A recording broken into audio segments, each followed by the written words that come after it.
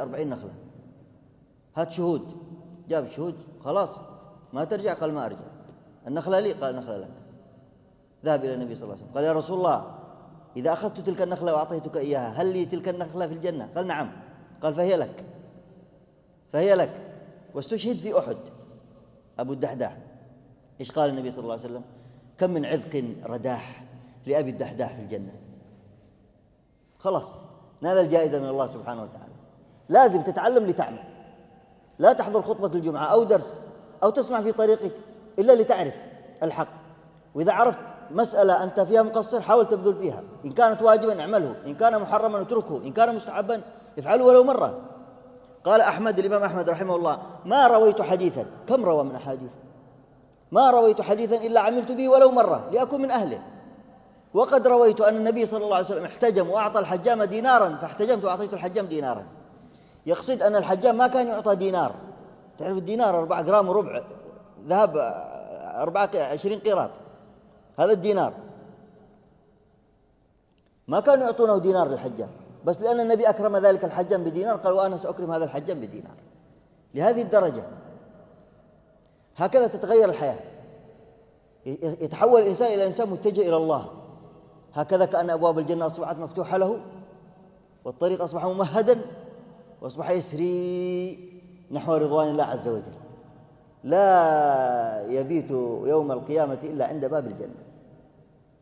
مش سهل، ليس الأمر هكذا بس مسلم الذي أنا تعودت عليه ماشي معه اللي ما لا لازم نتغير كل يوم. أحيانا الشيخ يأتي يقول: من قال بسم الله الذي لا يضر مع اسمه شيء في الأرض ولا في السماء 3 مرات صباحا ومساء لم يضره شيء حتى يمسي، إن قال مساء جزاك الله خير ومشى. قلها، طيب قلها، خذها من الشيخ، اكتبها. لا تمرر دين الله بهذه الطريقة، ما يصلح.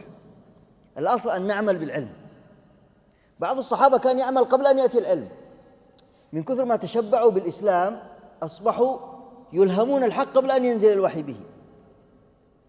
كان العرب قد قرروا أنه ما في إلا قريش تدخل البيوت وتخرج عادي، غير قريش ما يدخلون البيوت أيام الموسم. إذا كان محرما يدخل البيت من فوق أو يخرم في البيت خرما ويدخل، كذا طريقة. فرضت عليهم قريش ذلك، وهم قالوا خلاص تم، قريش أهل الحرم هم أدرى. وظل العرب على هذه الحال. كان النبي عليه الصلاة والسلام من الحمص، من قريش، الحمص يسمون، كان في حائط في حديقة، ثم فخرج قطبة بن عامر وراءه الأنصاري. قطبة هذا كان من النقباء ومن أهل بدر، يعني ما هو سهل شخص عادي. خرج معه الصحابة الباقين قاموا يتقافزوا من السور، من هنا ومن هنا يتقافزوا ما يخرجوا من باب قالوا يا رسول الله لقد إن قطبة رجل فاجر، لأنه انتهك حرمات الله.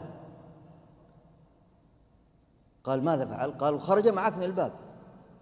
قال لما خرجت من الباب يا قطبة؟ قال رأيتك خرجت يا رسول الله فخرجت معك. قال أنا من الحمص. قال وأنا ديني دينك يا رسول الله، حمص كلنا نتحامى سوا. فأنزل الله عز وجل: وليس البر بأن تأتوا البيوت من ظهورها ولكن البر من اتقى وأتوا البيوت من أبوابها. يعني خطبة موفق حتى قبل أن ينزل الوحي. إذا إنسان عاش مع الإسلام يوفق أحيانا قبل أن يعرف الحكم، يوفق. أسأل الله عز وجل أن يوفقنا وإياكم لذلك. كان الموضوع ثاني، قلت هذه مقدمة بس خرجنا. أسأل الله عز وجل أن يغفر لنا جميعا وأن يرزقنا العلم النافع والعمل الصالح بفضله ومنه وكرمه. وجزاكم الله خيرا وتقبل الله منا منكم. صلى الله على نبينا محمد وعلى آله وصحبه وسلم.